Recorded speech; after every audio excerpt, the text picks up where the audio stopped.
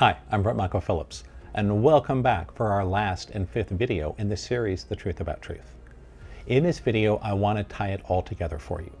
I want to show you how all these things relate, because some of you may have come to this video from more of the science and truth angle, wanting to understand reality better.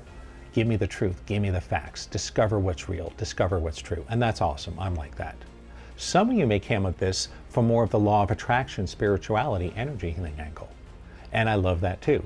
And you may be wondering, okay, Brent, why are you talking about cosmology and gravity and relativity here? I want to learn how to heal my body, how to activate my manifesting ability, have a better life.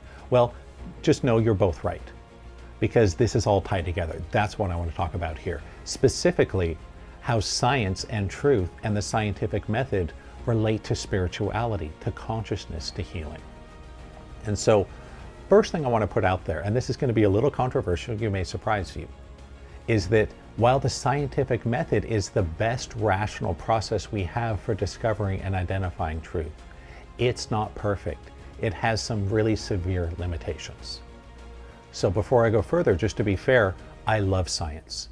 I think the scientific method in a lot of ways is the best thing we have going to discover truth, to identify it, to build new models of reality that we can use that are functional. That's what brought us the internet and airplanes and electric cars and YouTube and all this fun stuff, right? Came through the scientific method. At the same time, we want to temper that with the understanding that it does have some limits. So I want to take just a few quick minutes to give an overview of the scientific method, because a lot of people think that they're rational and know science, but the truth is a lot of people don't. That being said, if you are a legitimate scientist and you have done real research, skip ahead like 2 minutes. I don't want to bore you. For everyone else, this is important stuff. Because remember, you can't learn something if you think you already know it. So put aside what you think you know. So the scientific method is actually very simple. You have an idea of how things work, a new model. So you make a hypothesis that has a prediction. You go, you know what?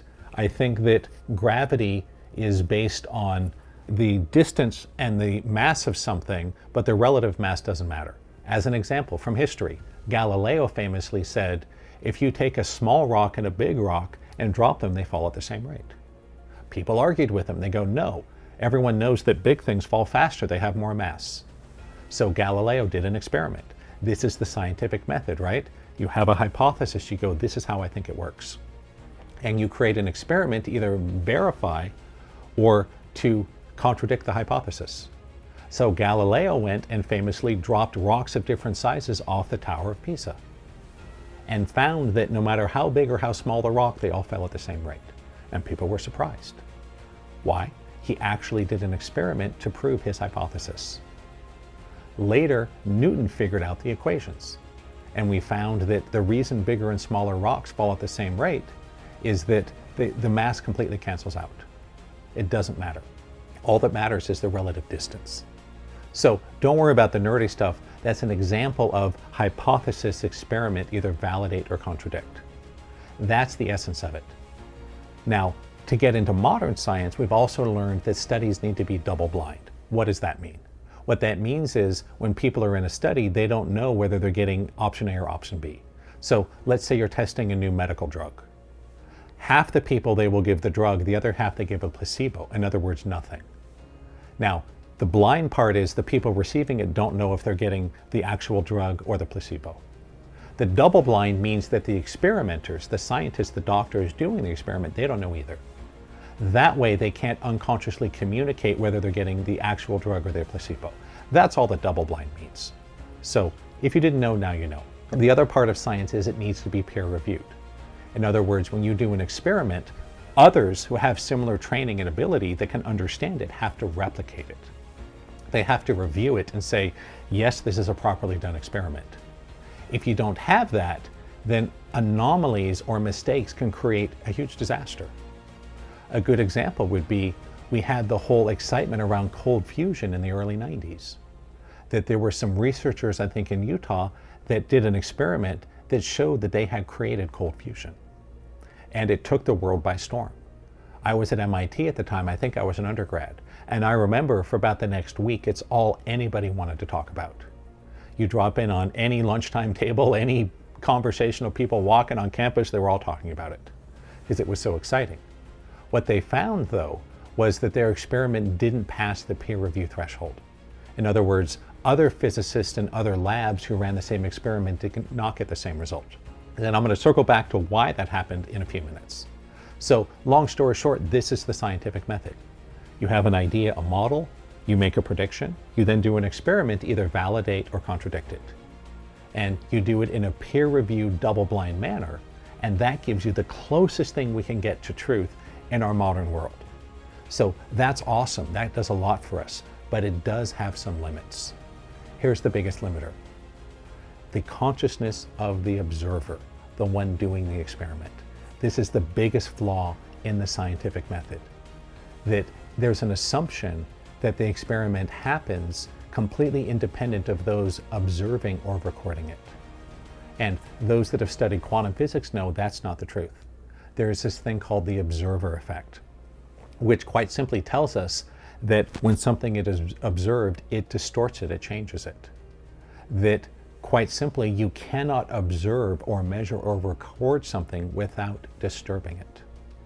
Now, I'm not going to go too much into that here. That's a whole nother lecture on its own right. I'll probably post it as another video at some point.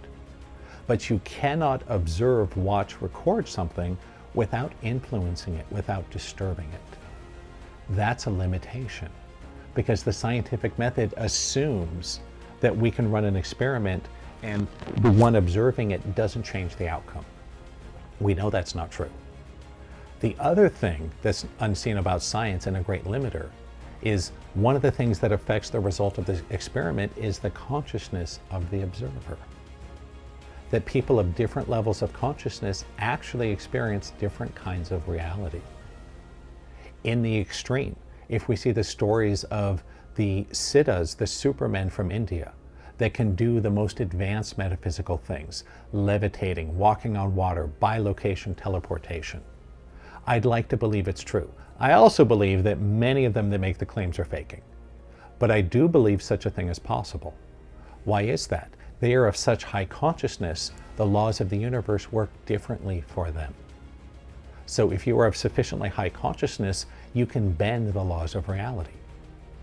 And so if you took one of these incredibly advanced people in terms of consciousness and you had them measure gravity as they're levitating, you would get a different answer. Why? The consciousness of the person doing the measurement impacts and changes it. And in terms of the cold fusion experiment, I don't know exactly what happened, right? I'm not a physicist. I wasn't there. I was not on any of the teams that either did it or tried to verify it. What I do know is that one, the consciousness of the experimenters could create a different result. In the same way that most of us can't levitate, but I believe there are humans that can. The second thing is, some people believe that it was electromagnetic fields. That in the original experiment, there were powerful electromagnets that were very close by, so that the cold fusion happened, but it happened because there was a powerful electromagnetic field. And that was not understood, it wasn't observed, it wasn't recorded, it was just a coincidence. So the other teams that went to try to replicate the cold fusion, they didn't know about that, they couldn't replicate it, and so they failed. Now, I don't know for sure why it worked or didn't work, right? I wasn't there. But this is an example of how the environment, the context, and the consciousness influences things. So now let's talk about spiritual truth. Let's connect this all together. So why does this matter for you? How does this impact your ability to make money, to heal your body? Well, first I want you to know that all of the leading edge scientists today are becoming spiritual. They're starting to recognize there is really a crossover between consciousness and scientific result. And we will not be able to get past a certain point with science until we accept that. In the earlier videos, I talked about how we're all limited by models and maps with our biology and our beliefs.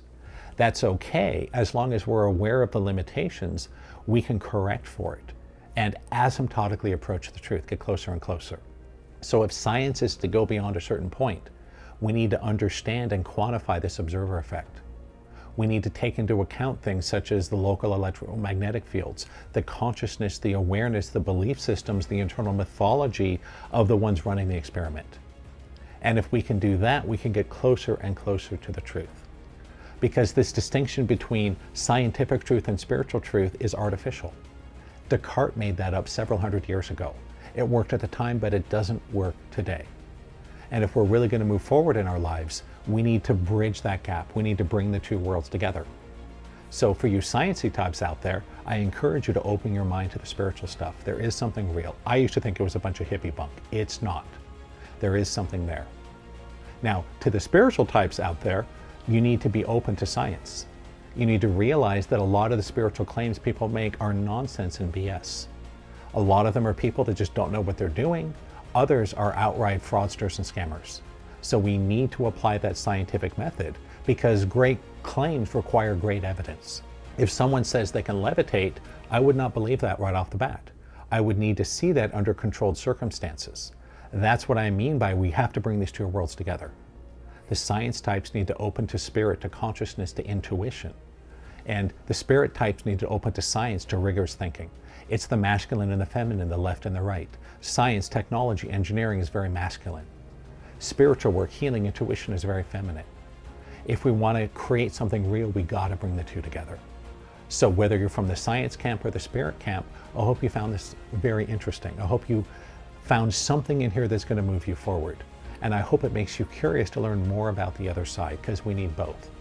Here's a fact, that all of our greatest scientists were intuitives. They were. Tesla, Einstein, Newton, Galileo, all intuitives. It takes both sides, the masculine and the feminine. And that's why I've devoted my life to this conjunction of where science meets spirit. My goal is to bring the rigor, the discipline, the methodology of science and engineering to the New Age world, to spirituality, to energy healing, the consciousness, to find the best of both. Now, if you haven't done so already, click like, click subscribe. You don't want to miss out. I got a lot more cool videos coming up soon on the YouTube channel.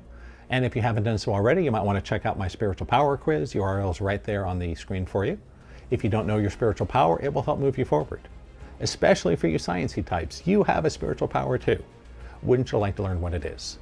And if you like my approach, if you'd like to learn more about my methods, about how I work with the subconscious, do healings, raise consciousness, see into the quantum field, manifest, change lives, just go to my website and I would love to have you come to one of my live events. So we're at the end here. Again, I hope you found this series of videos on the truth about truth to be some combination of entertaining, informational, and transformational. And I hope to see you again very soon. Until then, take care and namaste.